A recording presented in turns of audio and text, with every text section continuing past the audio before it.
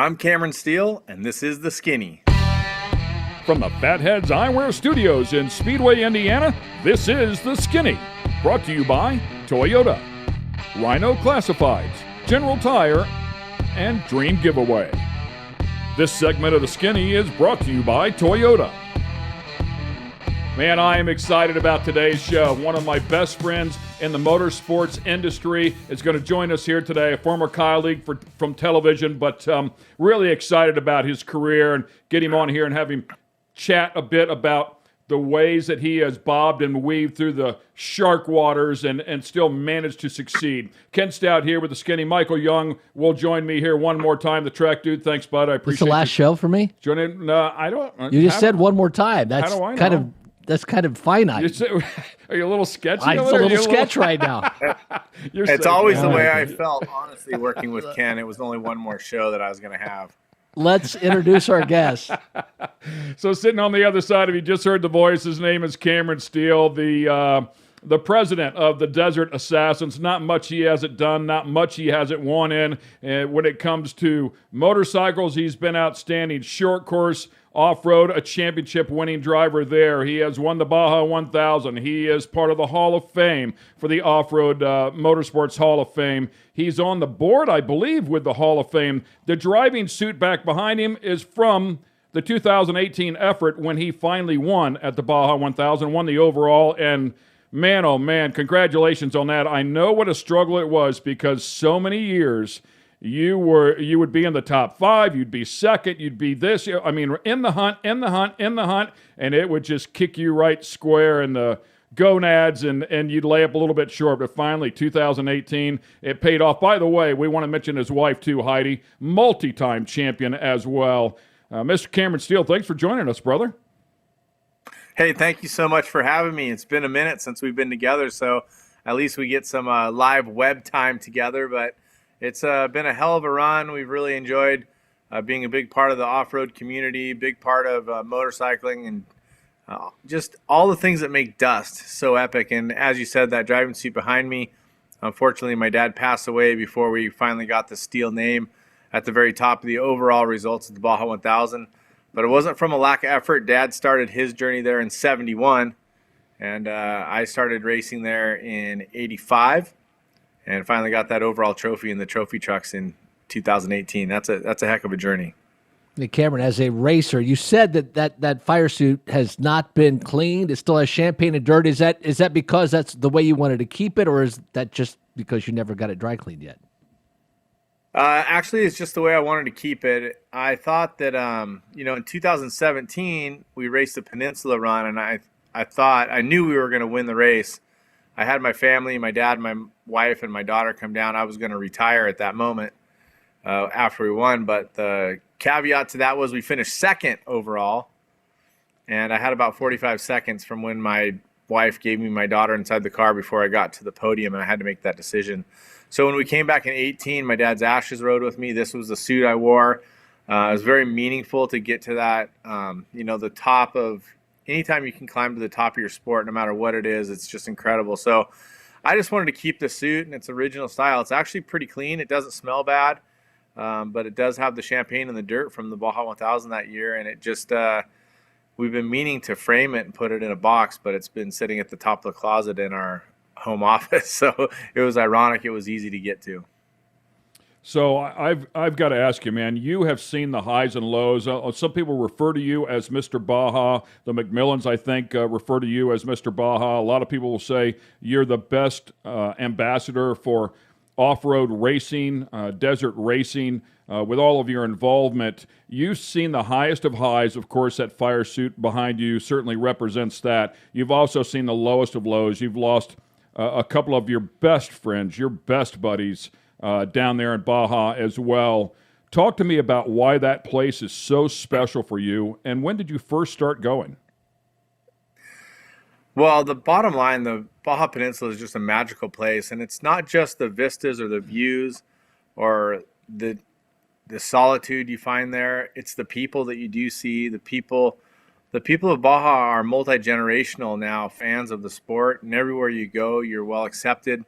Off-road racing is a part of their culture, but that majesty, that that feeling that you get when you're just on the peninsula and there's no one else around. It's really hard to compare. But I also think what really brings it around, and I think this is true for anybody that has their special places, you go there with the people that you love, people that you are special to you, and you grow that bond with them in that place. And what I think really accentuates it for Baja is there's no cell service for a big part of the middle of the peninsula, and a lot of places that we race, both north and middle and south, have no cell service. So you're making that connection and camaraderie with the people you're with, and also the people that you meet along the way.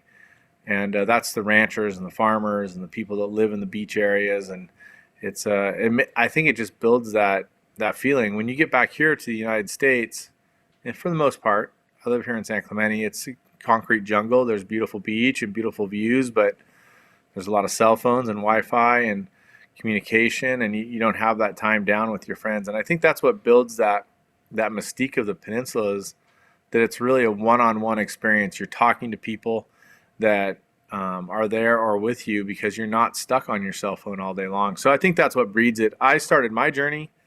As I said, my dad went to the 70 Baja 1000 with Parnelli Jones as his pilot. My dad owned 2 planes but never had a pilot's license. And it's going to tell you a lot about my dad, I think. He raced in 71, and he raced all the way through 86 or 7. And at that point, my brother and I had started racing, and we nearly won the overall championship as a family in 92.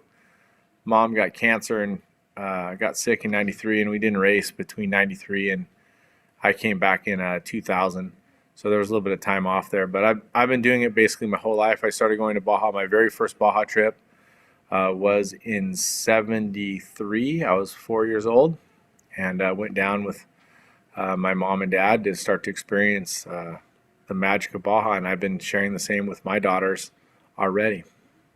Cameron, the guys have talked about various drivers, and you just brought this up about your dad. I find this amazing that he did not have a pilot's license, yet he flew. I find these stories fascinating. Did your dad have any great stories about piloting without a license and any crazy? The Unsers had some crazy stories, so I would have imagined that your dad had a few as well.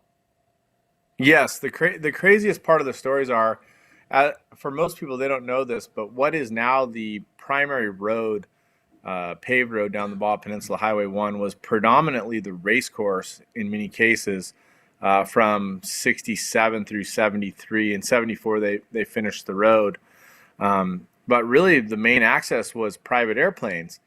And in those days, there was quite a few people flying around. It was probably using between 8 or 12 different dirt runways.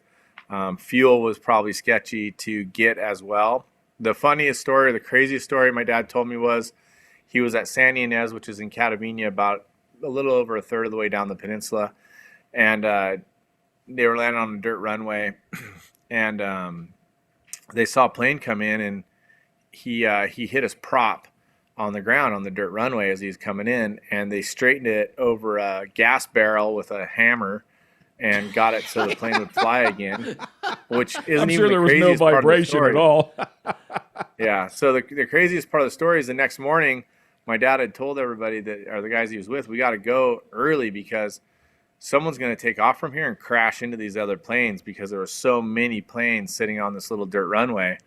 So true to form, my dad got out of there, and later that morning, a guy crashed and took out like 4 planes. I don't know if anybody's hurt, but that's just kind of how it all started in Baja for our family. And my dad was a guy who loved adventure. He loved to share. He had a big heart. He was a big man. He was 6'5", 300 plus pounds, and he carried it with a giant smile on his face. So the good vibe and the stoke is what I got from him, and that's what we keep trying to share in Baja. You know, people talk about our position as ambassadors or whatever, but as far as I'm concerned, as long as we're sharing with the people of Baja and the people at home that special vibe and that stoke, that's what it's all about for me. I don't really care what they say about us as long as everybody's smiling. No interview with Cameron Steele would be complete without at least a mention of Big Papa. He was a big part of Cameron's life, and if you were part of Cameron's life, he was also a big part of yours as well. I had the pleasure to meet him a couple of times, and when he walked in the room, he commanded some attention. He was just a big personality, a big man, and everybody loved Big Papa. We certainly do miss him. Hey, we're going to take a quick break here. We'll be right back on the other side with more exciting information from behind the scenes with Cameron Steele.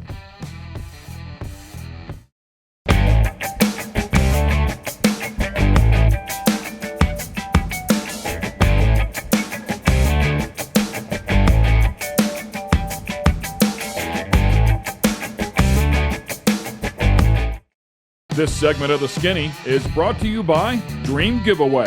Dream Giveaway has been giving away high-end American muscle cars to raise money for charity since 2007. Dream Giveaway is known for giving away classic and new muscle and paying the federal taxes so the winners don't have to. For $25, you can jump in the game, and part of that goes to charity. You'll have a chance at winning some of the coolest cars on the planet. Check it out at dreamgiveaway.com. Welcome back to The Skinny. We have Cameron Steele on the show with us here. He is located at his home in Southern California, as fresh off of another trip at Baja. I believe was down there pre-running. And speaking of that, with the timing of this show, SEMA going on as we speak right here today, but the Baja 1000 is just a few days away for you. Absolutely. I mean, we're closing in on, I have to look at my phone. It's the 2nd of November, so in 16 days, we'll take the green flag on the longest continuous off-road race in the world. This will be the 4th longest Baja 1000 ever at 1,226 plus miles. And we'll be racing from Ensenada to La Paz. As you were saying, I just got back from Baja 3 days ago maybe. We went down and did our first reconnaissance trip. Even though we spend a ton of time on the peninsula, we still like to go and verify all the different locations and chase roads and make sure everything looks the same. And then we come home and build our final 2-week pre-run plan. So I'm getting set to leave and go back to Baja, and I'll be down there doing course reconnaissance for about 11 of the days. I know it's impossible for you to answer this question in detail, but briefly, try to describe to the fans, the listeners here, what all is involved to get a truck to stay together, run as hard as you guys run for 1,200 miles. What's involved to make that happen? Tons of manpower, tons of heart from all of the team, lots of equipment, and a ton of money. I got to tell you, the sponsors make it possible for us. We are totally sponsor funded. I don't have any, so to speak, backup money other than just what the sponsors are putting in. So we've been super fortunate to have great support. For us, we just went through our pit plan. We will have around 90 people on the peninsula for the Baja 1000. We'll have 2 race trucks. We'll have, I think the count was around 16 trucks moving. We'll have 5 trailers. We'll have 5 pre-runners. We'll have 2 helicopters. And that's pretty much in a nutshell what it takes to do it. I mean, the real truth of the matter is you have to be granted passage by Baja to have a great day. But it really, the pre-race is when it really all comes together. For us, we spend a ton of time in Baja, and so does all of our crew. So we have an advantage, I think, because most people that race this race against us haven't seen the entire Baja Peninsula since we raced it in 2017. Since 2017, I've ridden my dirt bike down the peninsula 5 times. My crew has supported that with our Ripped Cabo trip. We do our trail of missions truck trip, and we spend an inordinate amount of time down there. So I think the real key to it is having your people understand safety and make good decisions. But it takes a ton of infrastructure. For me, most people don't realize it, but I don't have my name on my race truck, because I think it's disrespectful to our entire team to have one name on the truck.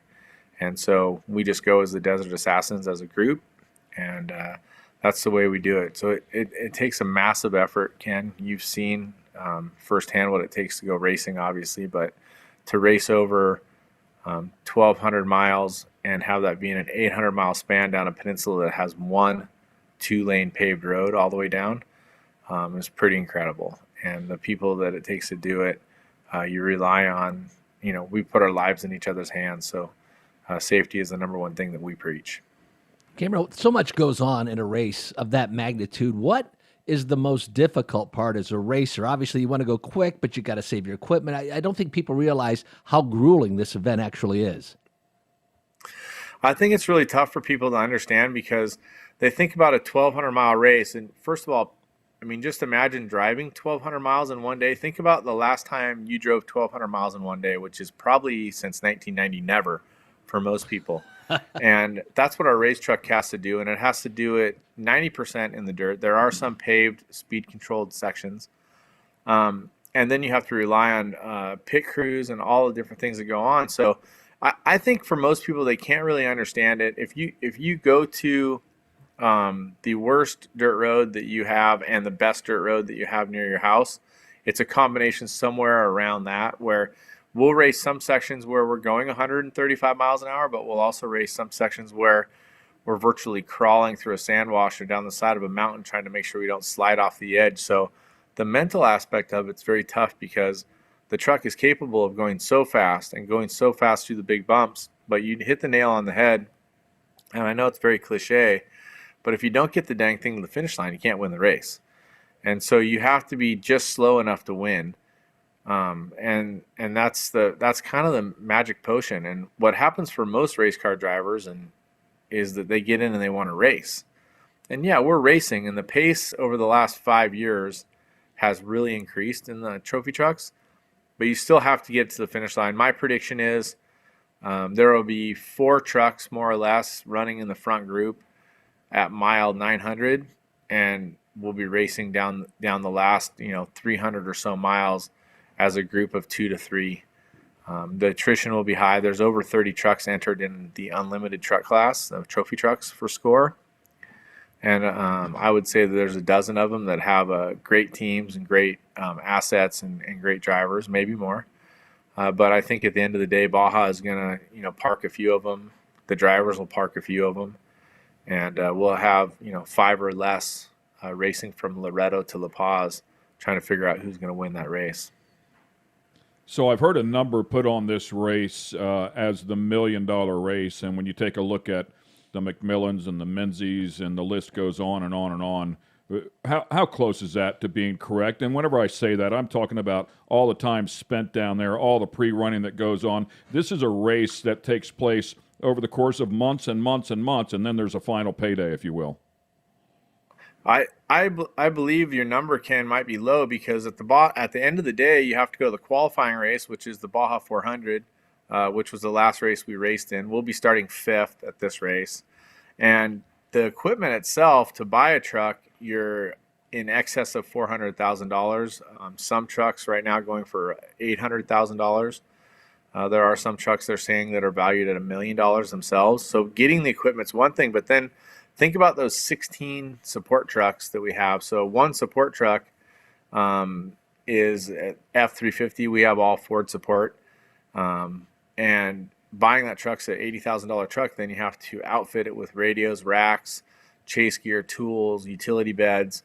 I mean, the cost to crew up for it is incredible. But then you start talking about rooming 80 people on the peninsula for 4 or 5 nights.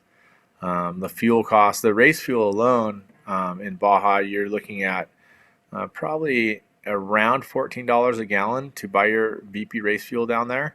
And we get about 2 miles per gallon in our truck. Granted, we're sponsored and some of the costs are helped and stuff, but I'm just talking about overall costs that you have to face.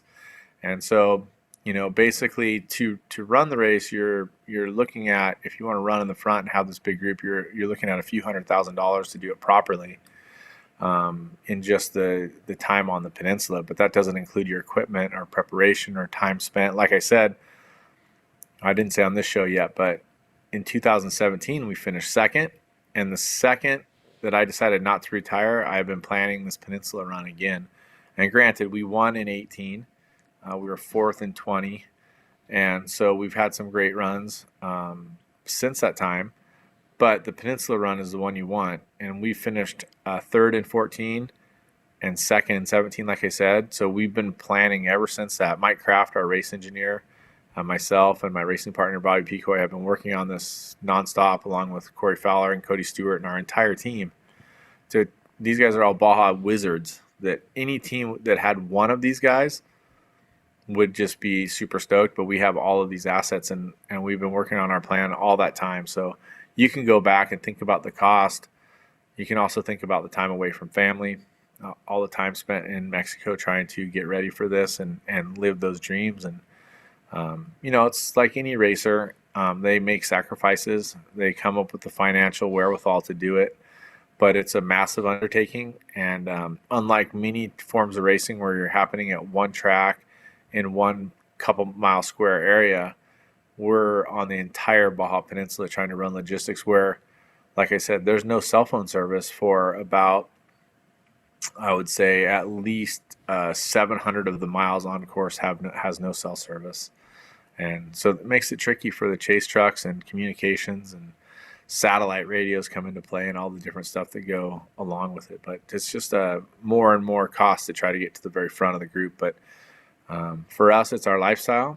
It's something that I've committed my life to. My dad handed this off to me, and I'm not going to let down our family name or the Desert Assassins because of so much effort that everybody puts in. He is a multifaceted character, and he comes off as cool, calm, and collect. You wouldn't think he'd get too wound up, but I'll tell you, when he puts the helmet on, the horns come out. He's very, very aggressive, and we're going to talk to him about some of the other things that he's extremely good at when we come back. Stay with us. This segment of The Skinny has been brought to you by General Tire. It's more than just a slogan. Anywhere is possible with General Tire. General Tire's Grabber X3 Mud Terrain tire offers aggressive styling and is engineered for durability with innovative performance features that are ready to carry you through extreme mud, dirt, and rock-covered terrain.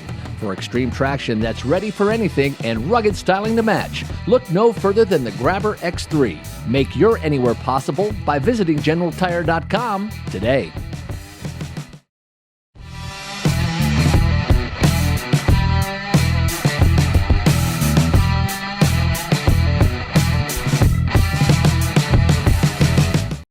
This segment of The Skinny is brought to you by Rhino Classifieds. Tired of all those ads and random stuff that shows up when you're looking to buy or sell your car parts?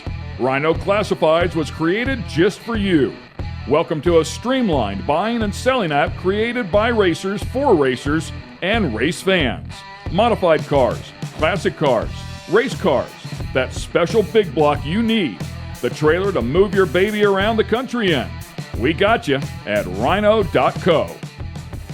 Welcome back to The Skinny. Ken Stout and Michael Young sitting alongside, and we have Cameron Steele, who has joined us, a Hall of Famer, of course. He's also an extremely talented broadcaster, covered a lot of stuff along the way in his career. As I mentioned at the top of the show, he and I did TV for many years for Short Course Off-Road with the Lucas Oil Series, but he was also a pit reporter for IndyCar and a number of other disciplines out there as well. He's also a very talented surfer, believe it or not. He's a skateboard dork and a buggy dork, so if he's a dork on a couple of different levels. But before we get off on some of the other things that you've covered in your career, I'm going to ask you one last question about desert racing, and it's a question that if you stand there and think about it for very long, if you talk to anybody for very long in the pits, it eventually comes up. And of course, they all say, how do you go to the bathroom when you drive the truck for 1,200 miles? So go ahead, man, let it out.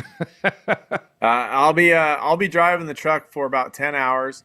I have always been like a little bit of a nervous peer, so sometimes it's hard to go to the bathroom in the truck, but we wear a condom catheter so we can just pee in the truck. But if you have to go the other one, you got to stop and make it work. Or I've heard of people just going in their pants, but I don't think I could drive through that. But the intensity of it's so high that I don't think your body wants to process the back end. So just trying to get the fluids through you is tough enough. But yeah, you just pee in the truck. It comes out of a hose down by your shoe.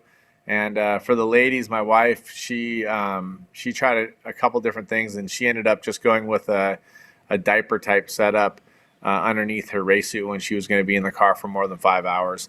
If you're in the car for 3, 4, 5 hours, you can probably manage it without going. But if you're going to be in the car for 10 hours, it's a pretty big stint.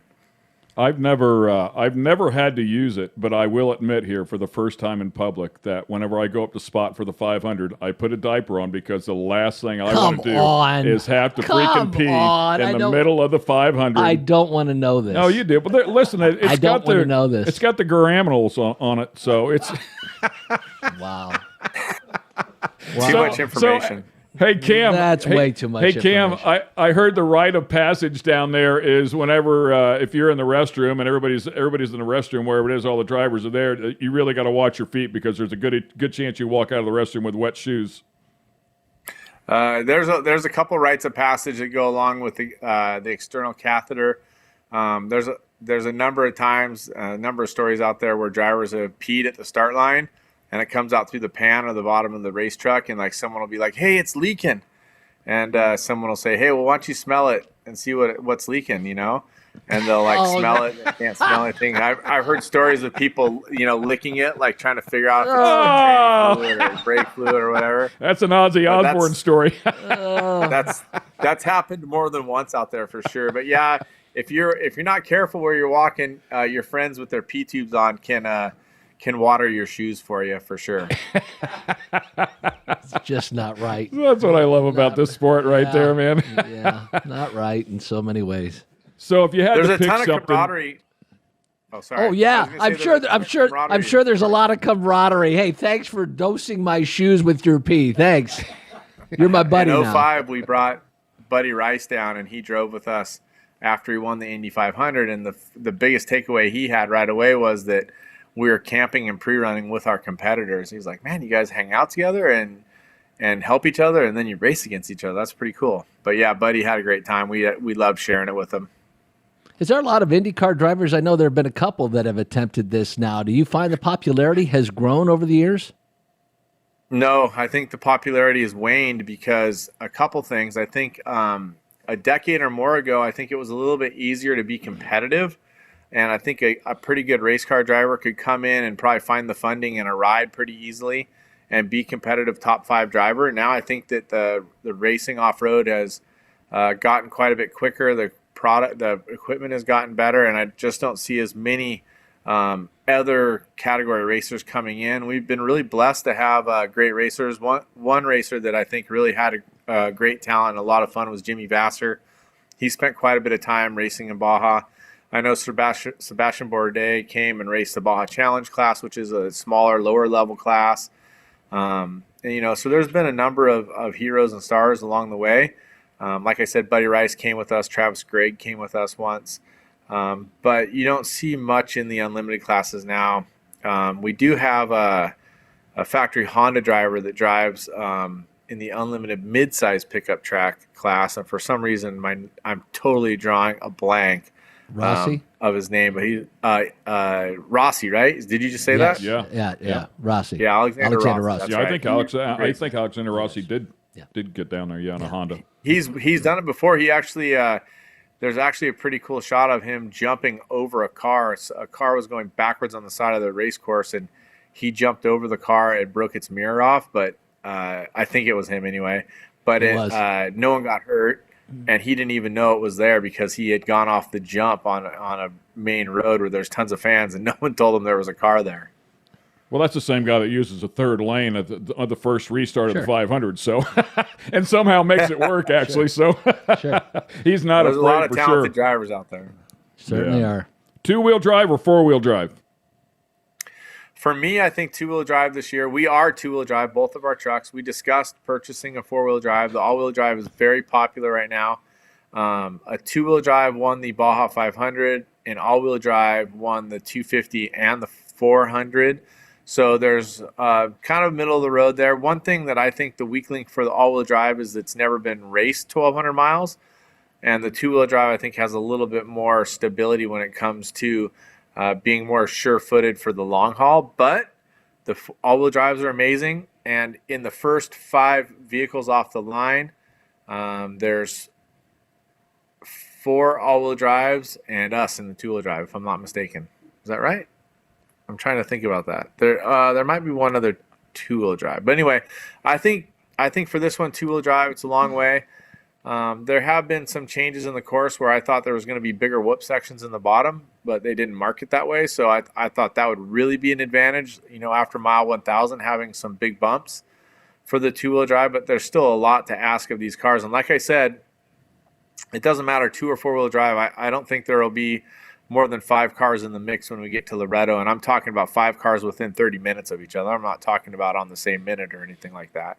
So a lot can happen from that race mile on. Quick question for you. I'm going to shift gears here a little bit because in this world, we all know how important sponsors are. You talked about it before. You're completely sponsor funded, and certainly no easy task, but you have been that way for many, many years.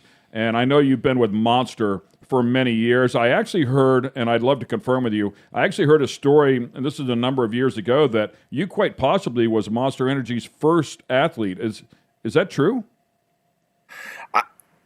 It depends on who you talk to and how you frame it up. They've talked about that accolade before, but I didn't race under the Monster banner for quite some time. I was involved with them back in the late 90s. I was there pre-Monster Energy with the parent company, Hanson Beverage, helped them to get some athletes at the X Games in '99, and have worked with them hand in hand for all those years.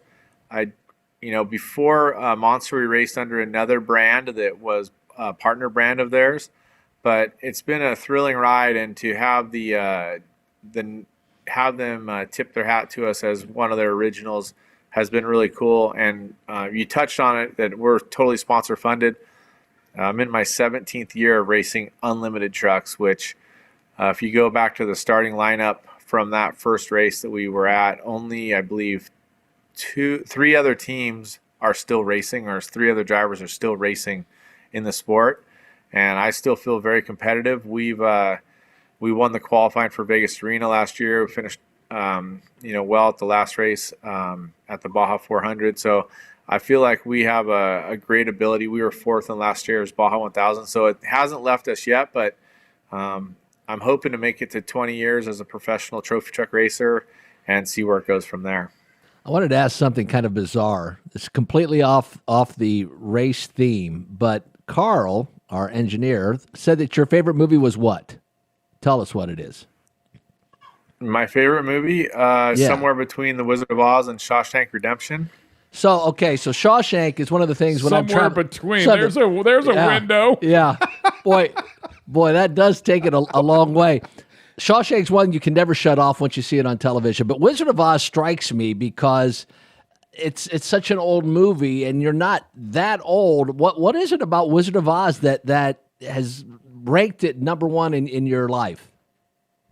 The thing that I think is the most important thing to lean back on is I was talking about Baja and how you build that camaraderie and there's that special direct connection. Well, The Wizard of Oz was something that I spent time watching with my mom. Like you said, Shawshank Redemption, you can never not watch it. And it was kind of the same way for us whenever The Wizard of Oz came on. So it was a special movie for my mom and I, and I've taken up that tradition and share it with my 9-year-old daughter.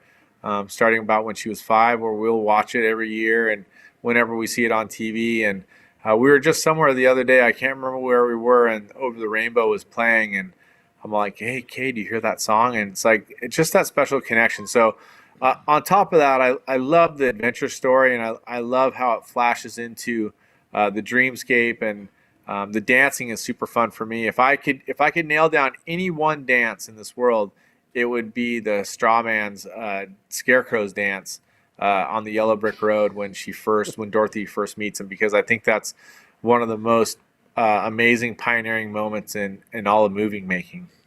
I would agree with that, but I have also seen Ken after a couple of beverages, and he could pull that dance off pretty darn good. Well, I was just trying to walk. I love think I would have. Yeah, that's great. I don't think I would have ever envisioned having a discussion about The Wizard of Oz ever. I mean, if this show went on for another 20 years, I would not envision having a discussion about The Wizard of Oz. But there's no better way to end this show with Cameron Steele and that, because it shows the diversity, it shows the complexity. That is your personality, man. You are such a unique soul and always in your own lane. And the way you describe stuff is always a little bit different than everybody else. It's what I've always enjoyed about you. I love the fact that you are. I do truly believe you're the most emotional person I've ever worked with in motorsports, where you really wear those emotions on your sleeves.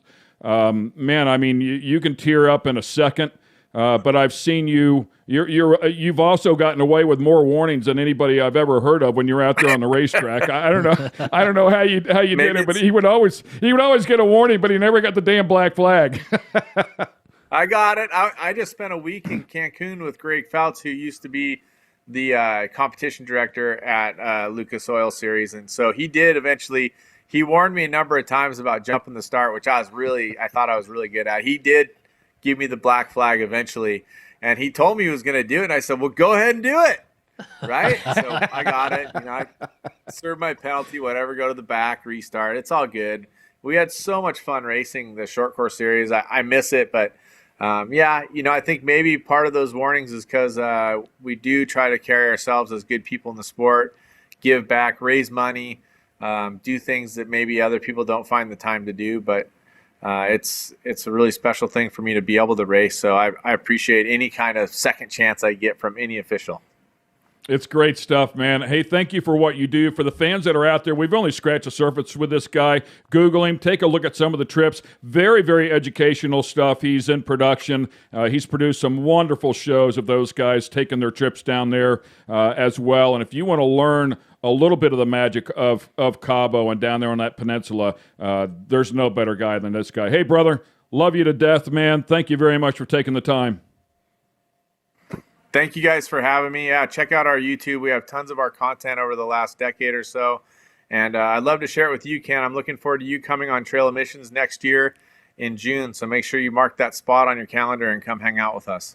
It's going to happen, man. We've been talking about it for 10 plus years. It's going to happen. I'm going to bring my son down there. Maybe my wife, we can get away. Magical trip for sure. It's a bucket list item. So thanks again, brother. Thanks, ladies and gentlemen, for watching this one. Now you know a little bit of the skinny behind Cameron Steele. Check him out. He's a unique individual.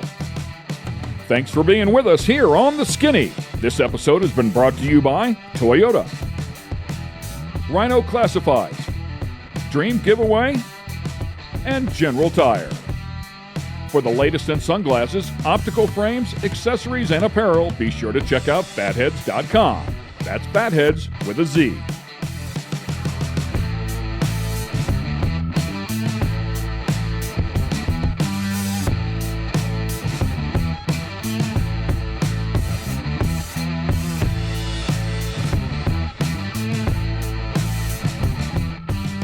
Production facilities provided by Fatheads Eyewear Studios. All rights reserved.